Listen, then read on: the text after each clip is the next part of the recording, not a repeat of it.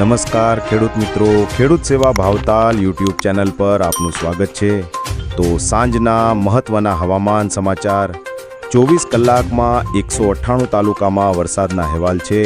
સૌથી વધુ તાપીના ડોલવણમાં 6 ઇંચથી પણ વધુ વરસાદ, 6.46 ઇંચ વરસાદ થયો। બારડોલીમાં 5.31 ઇંચ, જ્યારે વાલોદમાં 5 ઇંચ વરસાદ થયો।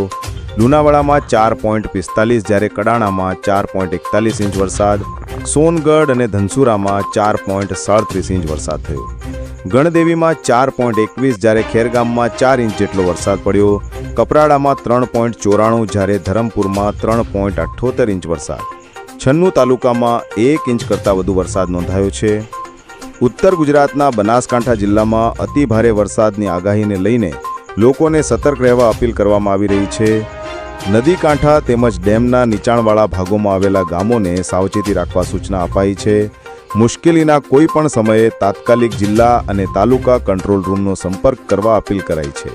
ભાદરવી પૂનમના મેળામાં આવનારા તમામ માઈ ભક્તો, પગપાળા સંઘ અને સેવા કેમ્પોને પણ હવામાન વિભાગની આગાહી ધ્યાનમાં લેવા જિલ્લા કલેક્ટરનું સૂચન છે। તો આ હતા મુખ્ય હવામાન સમાચાર। ફરી મળીએ, જોતા રહો ખેડૂત સેવા ભાવતાલ યુટ્યુબ ચેનલ।